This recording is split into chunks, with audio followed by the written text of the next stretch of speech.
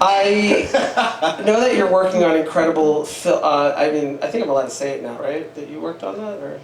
I mean, is this recorded? Nah, whatever. So you worked in an incredible film with another incredible artist. Yes, Bradley Monkowitz, G-Monk, who is basically doing all the basic visual effects for the Tron 3 film, right? I know that you worked with him on that. He speaks very highly of you, even when he's not high, which is amazing. Dude, that's a huge accomplishment. Huge accomplishment. I know my texts when I get from him when he's high and not high. 95% of the time he's high. 5% it's like, how was your day? I'm like, well, did the drugs today. Yeah, exactly, But it was an incredible feat. I know that you guys really built some incredible visual effects. And I was just wondering, like, how is that experience and where does that lead you? Because I also know, like, you know, just to add 2 questions in that, you're obviously a very fashionable guy, and fashion's something that you're very sort of in love with. So, like, where do you go to, like, expand yourself in those horizons? I mean, boredom would be the easy answer, but that's just, like, cocky and weird. But, I mean, to me, it's like, I'm an excavator. Like, I want to expand into every possible thing that you could possibly imagine and do in the history of forever. Like, if I could pause life and then go do 1,000 things and come back to this moment, I would. So for me, it's like, I get a thrill. It's like the same idea you probably hear artists talk about the fact that, like, I love the process of making art more than I like the result. The result's great, but I want to get on to the next thing. So the idea of, like, okay, I want to expand, learn, and grow, and just, like, hoard understanding and knowledge, but then the other thing is, I want to test my ideas. I want to test my fundamentals. So an example of that is, I have, so far, it's probably going to break at some point, and then I'll be like, oh, there it is, but I can kind of, in a way, go to different mediums, and I find that the fundamentals of all mediums are the same. So, like, it's in a way, like, there's a system where you can make something look beautiful versus not. You can kind of figure out color and weight as examples. You can kind of understand how music could translate to painting. Like, there's almost like written language or underlying language I find with all of these different things. So I want to test that theory. Like, I want to go work on a Tron film, and then I want to use ceramics, you know, and I want to find out what is the same thing and how can I hoard more knowledge and more tools to improve everything else. Would you want, like, your own clothing line in a way? Hell yeah. Yeah. Dude, okay, look, if I wasn't doing art, I would want to design beautiful dresses for women and sophisticated suits for men. I want people to feel, like, powerful and amazing. I mean, women can wear suits too. Just of course, obviously, but just like I don't want to get upset about Trump. I know, but dresses are like that's crazy, you know. Right. It's amazing. But you know what I mean, right? It's just how do I kind of like move through different ideas and kind of test beauty and form and. So where does that come? I mean, I know you grew up in. So were your parents artists or what did they do? So my dad was a school teacher and my mom was a stay-at-home because 3 kids, and me and my brother were especially rowdy. But everybody was like very creative. So as I mentioned, right? So like all my family, they played instruments, singing things like that. My dad still makes, you know, songs and things like that. And also there was a lot of like woodworking and different kind of mediums as a means of like, I mean the Kiwi way is just like figure it out. Like I don't know, you want to build a fence, you know. That's like the motto of... Yeah, just like do it. Duct tape and glue, whatever. You get Australia, it's like get someone to do it for you. Yeah. Got it, okay. Yeah, because obviously Kiwis are more talented than Australians, so you know it's... It's okay. Right, Bob? What are you I have the microphone, sir. Bob didn't paint these walls, by the way. He had somebody do it for him. Yeah. But yeah, so... Ask me about the sheep. What? Yeah, you know Australia has more sheep. Wait, do you have a relationship with the sheep? I mean, they're all called Barbara, but I don't know. All I know is our rugby team is better. But I did find out that New Zealand has these weird gangs. Oh yeah. Yeah. I don't know. mean, okay, look, like when you're out in the middle of nowhere, like there is like some interesting things that happen. Like I grew up with gang members. There's like Bloods, Crips, like all kinds of different powers and things like that. I mean. But you had no COVID. So exactly. So that was fine. You know? No, I mean I have very interesting memories of like. Finding out there's a meth house down the road. There was one point I had to run away from cops wearing all white with a mullet. You know, it was just Were you in a gang? No, I was just... You were like the neutral gang person. Well, okay, look, so I had friends that were in gangs and I was like... Wait, can we go backwards? You were all white and a mullet. Yeah. Why did I say that? Complete the opposite of what you're doing right now. No, it's crazy. Yeah. No, I had this crazy Joe Dirt mullet in school and whatnot. I was kind of being rebellious to the fact that there was like a rule set in school where you couldn't wear, you know, being a kid. Okay. Yeah, I have a few stories, I guess. Let's skip ahead. You're wearing a mullet, wearing white. You are now in this incredible show at Christie's. Yeah. put on by some incredible people over there, which I think somebody here is still here in it. Where is Nicole? Nicole, Nicole's over there. Who will get on the microphone. Nicole and Sam put this amazing program together. But before we get to your piece there, I think it's, I want to talk a little bit because I know you have worked pretty much very early on with AI and machine learning. Yeah. And it's, our conversations that we've had about it is that you've always explained it to me as an extension of yourself, right? Or a tool that... That's a tool, like, right. Like it's interesting because obviously, you know, I'm using computation. The easy kind of answer is, oh, if it's complex, the easy thing to go is this is AI. But to me, like, to be frank, I couldn't give a flying fuck about any tool and technology that's on the face of the earth. I, however, look at these things and understand these things and kind of excavate and want to hunt for these things to be like, how could this improve the human experience that I want to create? How can I use this as a means of, like, for instance, I was saying on Spaces earlier today, the whole reason why I wanted to get into AI and GAN, as an example, was I was like, all right, as a human being, I have bias. I have things where, like, I like this kind of composition, I like this color scheme. How can I use something that just throws the table out the window and does something completely new and different? And that was what interested me in the first place. It's like, all right, what would a machine, so to speak, or a model, how would it interpret, you know, a landscape versus what I want to see? And just that concept, I'm like, great, this tool is awesome. So let's talk about it. The people who are very anti it, I mean, there's over 7,000 artists who are basically like, we should not have this event, which I find to be a little ridiculous because they haven't had a phone call with any of the artists to understand what they were using. Yeah. But what's your answer to like where we're going with this? Because I understand where people have the fear, but I also think that they lack the knowledge of really understanding of what it means when you're using these tools. You know what? Can I actually take this opportunity I want to excavate an idea. Let's go. So, okay, look. So I think what people find to be the most harming when it comes to AI, and I'd like to hear what you think, is that it feels like it's taken away from their humanity and like the special substance that makes them go, as a human being, I can make something that another human being goes, this is amazing. Do you think that is what is possibly at the core of what is threatening when it comes to? Because I think it's a mix of two things. Yeah. I think it's definitely that part. I think people's humanity is all we really have provenance over. Yeah. So I think that once we feel that we could be replaced, it's a really scary thing. It's like being in a relationship and all of a sudden somebody's like could replace you as your boyfriend, girlfriend, your spouse, right? Dude, my server? Nah, man. Exactly. Come on, yeah. If your girlfriend, machine, whatever you have, left you for another artist, yeah, you'd be devastated. Dude, my server record or something. You'd be like, I could be replaced. So I definitely think that in the most, like yes, in that core form of humanity, we don't want to replace. I do also think though it's a lack of understanding of how it's not. I think that a lot of artists feel like it's stealing.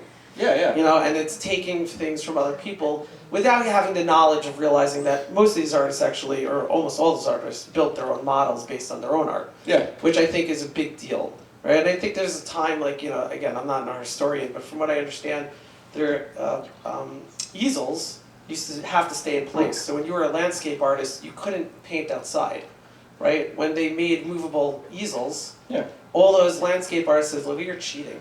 Right? Yeah, of course. So Van Gogh's outside painting, and they're like, well, I mean, that's not fair because he has his easel outside. Yeah. So I think, it's not the same type of technology. No, I know what you in a mean. way. I mean, dude, any innovation is inherently violent and people hate it. Like this, because naturally, like, okay, you have this, like, I'm a human being, I have my life set up this way, and all of a sudden this new thing comes along, and you're like, this makes me uncomfortable because now I have to change. Right. That inherently is actually a very violent, but a soft over time action. So is the answer, I can understand that. So is the answer you're just going to make an AI to destroy those people that are human? No, not at all. But it's more, I think what the key is to make it so there's a setup to where you can demonstrate how this is not directly going after their humanity or being violent to their lifestyle or their living and what they're doing. Naturally, that of course will happen, like programming and things like that. But I think the education is the hinge point, which is kind of, I feel like, the answer to everything.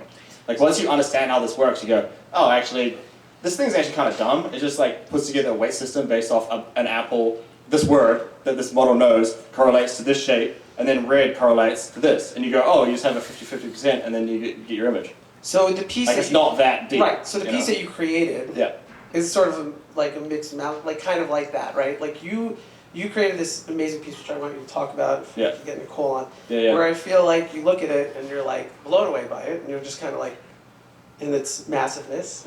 Yeah, in its beauty. it's a bit soft, right? It's But, a little... I want you to talk a little bit about how you built it, which I think is incredible. But there is something interesting to the fact that this is a piece that you did use AI and machine learning and all these different tools, Yeah. and it's the physical sort of manifestation of that. Yeah. And it's not, and in some ways it's kind of big enough to almost scare you a little bit, but draw you in to understand, I like that, yeah. right, what makes it work.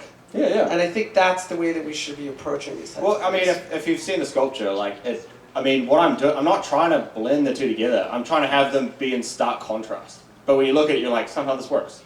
Because I kind of see it as, you can celebrate both the quality of computation and models and quote-unquote machine learning, but you could also celebrate the artist's hand and understand the massive difference between the two and how they're actually very different, but they can work together. You sent me a picture of your leg. Oh, Relax. That had this huge... okay, we're doing this, aren't we? that you had a huge gash in it, right? That was definitely the artist's hand, a very dumb one. So but, can you tell us a little bit how you made the physical part of this was created? Because you were not in a virtual studio, in a real studio, No. twisting and creating metal. I mean, you were sending me these pictures and videos that kind of blew my mind. I know Martina and I were talking about it. It was like, it's just insane stuff. So like, what made you crazy enough to actually want to do this? And can you tell us a little bit about that process? I mean, okay, look. So I love the aesthetical qualities of digital. Like, you can see the work on the screens, right? Like, it's cool, it's beautiful, you know. But to me, it's like there's a dimension I want to bring in, and that's the gravitas of like the visceral, the substance that you get with sculpture or other mediums. Like, I love it, it's beautiful, it has luminance, but I'm like, what other dimension can I bring in to like really crank up the octane here? You know, I want it in a way like, if I'm going to represent nature, it's the same kind of topic as like, alright, if I'm going to represent nature and I'm going to make a digital piece, works for large scale, great. I can put that on a massive LED and you get both the good stuff and the bad stuff.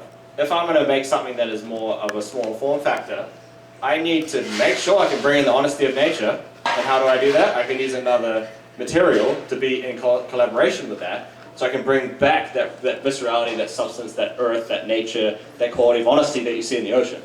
And for me, it was like using steel was perfect because, okay, I could use rock, but that's very brittle. It's obviously hard, but then I can't make it look fluid unless I go off and study for 20,000 years. So I was like, all right, steel is the next best thing for me because A, I can use the reflective quality of it, I can have it integrate and extend out the screen in a beautiful way, but also I can make it look like a liquid as well as a solid. So naturally I was like, all right, cool, I've got no experience with steel, why, just fuck it, you know, let's just figure it out.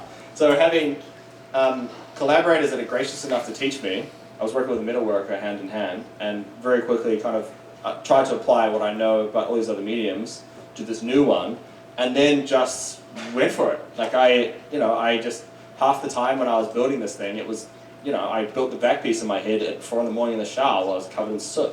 Like, it's kind of one of those things where like, That's how Doc Brown built the time machine, by the way. Hell yeah. Just the same That's way. next. Yeah. No. So, I think we're going to take questions soon. Okay. I do want to start with, can we start with Nicole? Can we give her, Okay, no. can we, because I I was like, what are you doing? yeah, I told her this was happening. Alright, this is Nicole from Christie's. I hope I didn't ruin anything, but yeah. Is this one? Nicole, I She's just wanna- amazing, by the yeah, way. she's been amazing and really put together this whole entire Incredible. AI event. Is yours on? I think so. Yeah, come on. I can project loudly. Yeah. So, Do you want to use mine? It's not really working. I guess that my question for you, Nicole, is can you tell us a little about your experience with this massive piece that this gentleman built? And my question to you is, do you think it could have been bigger? Because it's huge, so. I wanted to be 20 feet, Well, I think a better person. Anna, do you want to come up here? Yeah, yes. Get everybody up here. Yeah. So if you guys don't know Anna, she's literally the bedrock of our digital art team at Christie's. And Anna was really the person who physically was watching this sculpture truck come into Christie's, and I think has a funny story. So maybe I'll pass to you first. Sure, it was scary.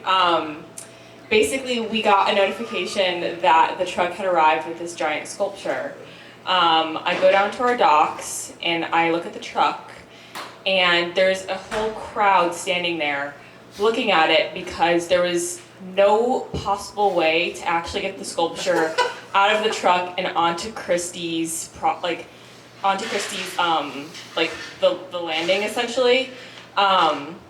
It was too big in layman's terms. It was too big, and so we essentially had to send a bunch of guys into the truck. They had to break the crate with their bare hands and then basically bring out the giant metal sculpture by hand. No forklifts were involved, no machinery. Yes. I didn't know that, Pop. There you go. Oh, That's, shit. that's why we're doing this conversation tonight. So. That's Yeah. like 500 pounds. Yeah, many people were involved. And so I was upstairs and I kept getting text messages from Anna and Seb being like, current status. 10 minutes later, current status. It's Yeah. the same thing. it was like a 2-hour ordeal, but we made it work, which was awesome. But it was, it was scary in the beginning. Well, thank you, Anna, for getting it in the room. Nicole, can you tell us? So I know it's still visible. Everybody should see it. You want to tell everybody the information on it? So. Yes. So augmented intelligence, a very cool sale. You may have saw the craziness in the press that you guys just talked about. I think it's fueled They the should have fire. had I articles love of it. Anna instead of the AI. I'm just saying, What? that sounds like a way more interesting story than Yeah. they should have done. Yeah. It's still open. Up at Christie's in 20 Rock through the morning of Wednesday, February 5th. Please come check it out. And March 5th. I'm so sorry, March 5th. Yes, thank you. And Jesse's piece is in the showroom that you could see, and it's incredible to look at. So It's beautiful. You didn't talk about this, but I love the mirrored part of yes, the. can you actually talk about that? Because Martine and I mentioned how amazing that was. So yes. Yeah, I love the steel. If you know, steel is mirrored on some parts, and the digital screen, the way it sort of reflects in the mirrored base or bottom of the work is really beautiful. And I haven't seen that done in any physical digital form yet. I think it's super unique what Jesse is doing. I think you're smartly combining the physical and digital, and not just to do it because the word phygital is something that people are saying. I think It's actually smart. I think one of my favorite moments I have recently is we went to a cafe in New York, like I don't know, it's a year ago, 2 years ago. I think Marco was there actually, and it was a small little table, and you were sitting with another artist. Do you remember who? Who's also Australian.